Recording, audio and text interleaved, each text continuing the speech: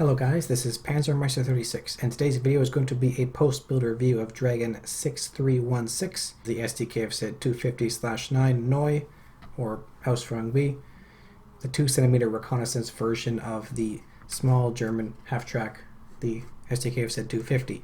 Now this is once again a collaboration with Hamilcar Barkas. We're doing a buddy build where we're both building Jagdpanzer 4s and Sd.Kfz.250s, and we're both building a diorama.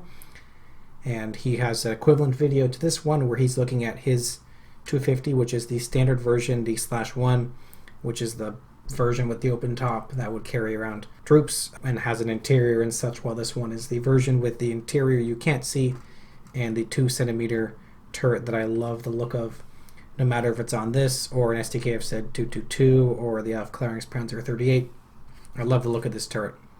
So if you are building the version that is the standard boxing, not the 2cm version, I recommend you also check out Hamilcar Barkas' video. And if you're building any of these kits, that might be useful to you because he takes a slightly different approach.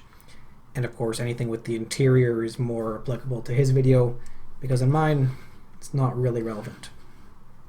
So this video is a post-builder review. This is a kit review where I've actually built it, so we can go over any issues that came up and actually know how the thing goes together, rather than just how nice it looks in the box. Additionally, I will overlay relevant video for steps that were tricky or really anything relevant to the discussion about this kit. This version is a premium boxing. This kit originates from the late 90s, so it's about as old as I am.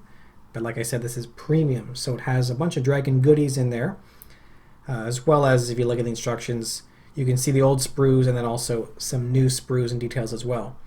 That comes down to a new hull tub, which is, actually a tub, while in the original boxing, it is the flat bottom and sides.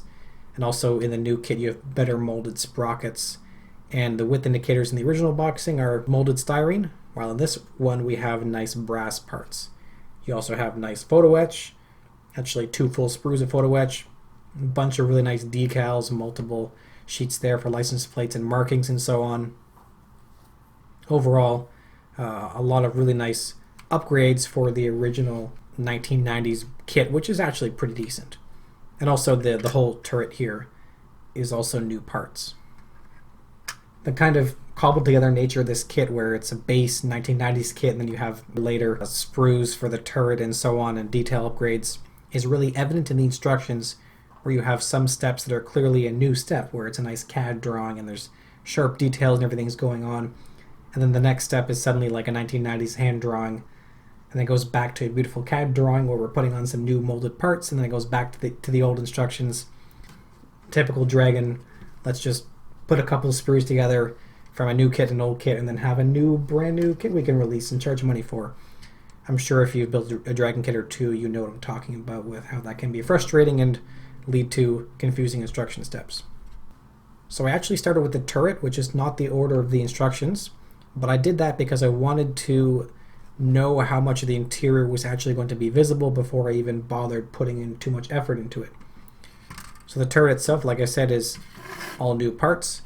We have very nice detail, and the whole upper and lower kind of shell of the turret are these nice slide molded parts. Now, not really a complaint, more just an observation. A big slide molded part like that has a lot of cleanup required because of all the complicated injection molding, but it is worth it because then you don't have to fuss around with a bunch of flat panels lining them up and so on, which would be very frustrating. I do have a nice round file, which is convenient in some spots here where I'm sanding on concave surfaces. The whole gun mount itself is a very nice assembly. It's one big component when you're done with it, and you could probably figure out some way to leave that separate for painting, although I just glued it in there and left it kind of movable. It can rotate up and down, and that's actually quite important because, as you can see, I don't have the actual gun in there, which is separate for painting. If I turn the whole gun assembly up, I can actually slide this in through the gun shield and glue it in after painting, which will save me some time and effort there. Also let me get in here a little bit with my washes and chipping and so on, so that'll be a little bit helpful. Back to the gun mount itself, you also have options for MG34 and MG42s depending on what point of the war you're in. Later on, these are often seen with MG42s instead. Additionally, on the back of the turret here, you can see I've added a little bit of styrene rod to make some of the hinges look a little bit better there, because they were quite flat. The detail was flat in the kit itself, but that was a very easy upgrade to do. And I also did use the same styrene rod on the radios here just to give them a little bit of wiring. Just a little bit of wiring here and there makes these look a lot better. So these grenade screens here for the top of the turret are separate parts. You can have them up or down. You can also have this part forward if you want to as well and have a guy sticking out. They're very nice assemblies, though the photo etch was quite thick and I actually had to scribe along the bend lines so that it would bend cleanly and not just kind of curve and kind of mess up the mesh detail. So that was a little bit tricky, but once I scribed it carefully, it was all right in the end. All right, back to the hull. We'll start with the suspension components up front here. This is actually pretty easy to put together. There's a lot of parts, but it lines up nicely. Good Dragon engineering there. You can't really pose that with the suspension return, you know what I mean. You might be able to do that with some modification, but I didn't really mess around with that. The steering wheels themselves here are 6 parts each, which is really the only way it could be done because of the complicated tread pattern there. I suppose maybe some slide molding could do it, but it would be really tricky. Rather, having a bunch of individual layers you stack up like a bunch of pancakes wasn't too bad. Honestly, it's not a complaint, just an observation that might be a little bit fiddly, but it lined up properly and everything was good in the end, and it looks really, really crisp. They also do give you a full engine, which you can put inside the vehicle if you want to. I did not bother with it because it's not visible unless you have it destroyed or the big hatches here open up, in which case you probably should add a bunch of wiring as well because the engine is detailed, but it's not entirely there, I guess. Of course, the suspension is not mounted. It's in a baggie here because I'm going to do a diorama and I want to have that posable, but really it's just a bunch of swing arms and then interleaved wheels. Not too complicated, and I dry fit it earlier and it lines up fine. You can watch Hamilcar Barks' video regarding that, but currently that's separate for posing the diorama, and I do have some 3D printed tracks I'm going to use on this as well.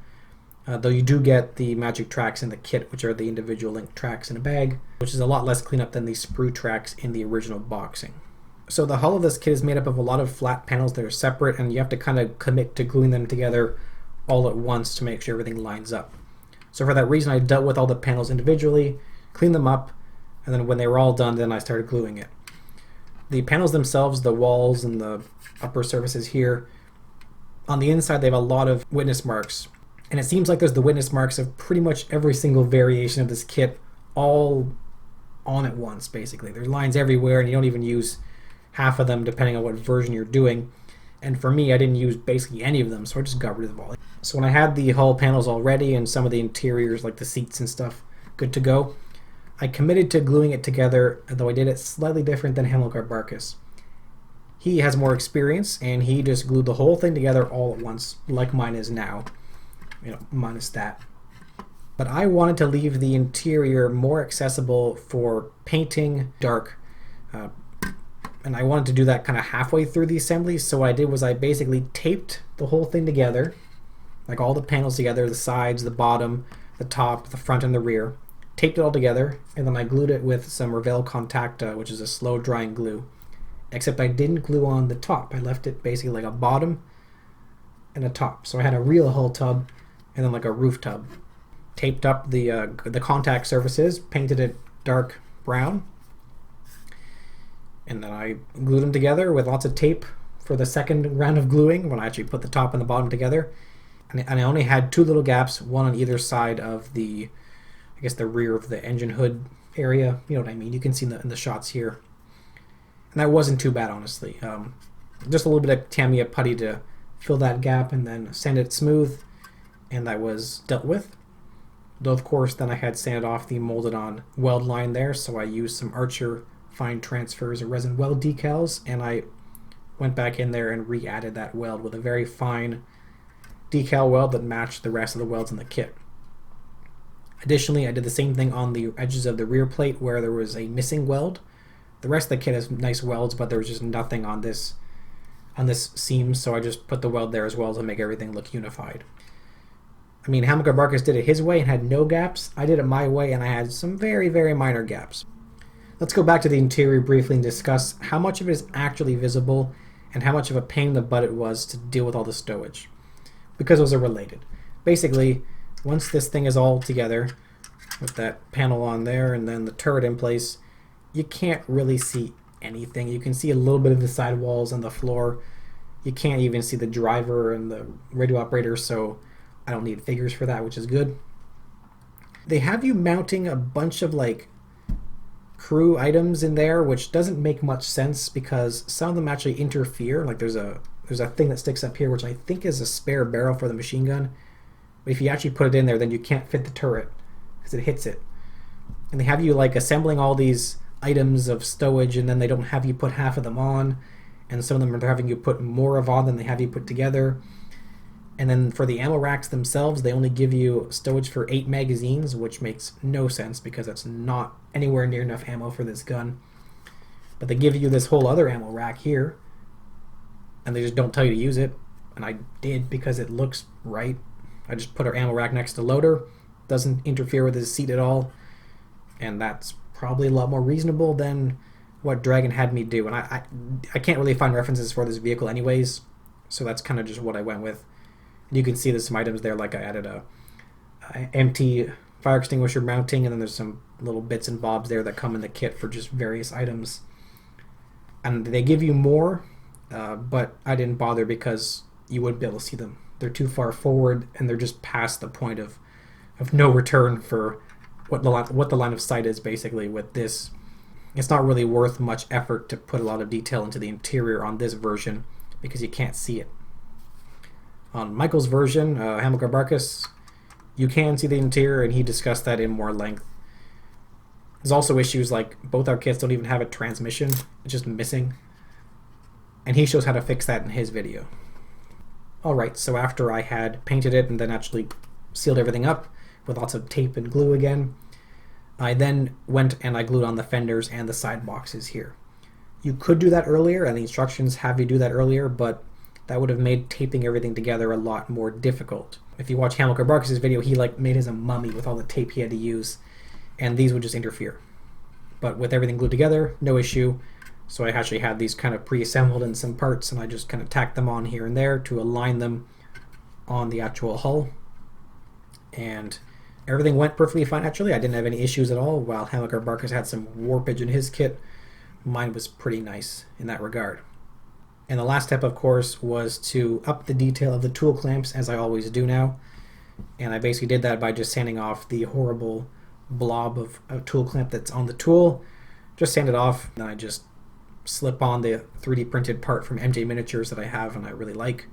They always fit perfectly, and they look way better than the blob in the kit, and they're a lot less hassle than a photo etch clamp, so perfect middle ground for me there.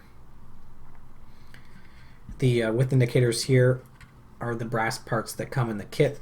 Excellent. And there's a few other details I've added, like a base for a no-tech light there, 3D printed, and I added a new rear light, also 3D printed part. Those are both from ET Model, not necessary at all because they give you those parts in the kit in plastic. So overall, this kit is actually a very nice kit, though it was a little bit frustrating just simply because this was a new Dragon kit with a lot of old Dragon parts, and then they just kind of made the instructions not really complete in regards of how the new parts integrate with the old ones, and then the interior is just a mess because it's just the old interior, and then they have you like put a couple of mags on there for the ammo, and it like parts are hitting with the turret seats and stuff. It's a little bit frustrating in that area, but in general, this kit is good, and if you do another boxing like the older, just stock 250, should be perfectly fine. Because even though this kit is as old as me, the detail is still very nice, and it goes together pretty well. And it's a nice vehicle, not complicated. Just got to be ready to commit to a whole half hour of gluing panels once you've got all the hull bits ready to go and cleaned up. Like I said earlier, if you're interested in building this or another version of this, also check out Hamilcar Barkas' video because he has a lot more experience with these things, and his assembly method had no gaps involved, and he also covered the interior and some issues involved with that on his version. As always, if you like my content, you can help me by supporting me on Patreon for just $1 a month. That really helps me buying some of the products I use in my videos to review and show you guys, and it's really appreciated. As always, if you have any questions or comments, post them on below. I always read through them all, and I'll see you guys next time. Until then, stay safe and happy modeling.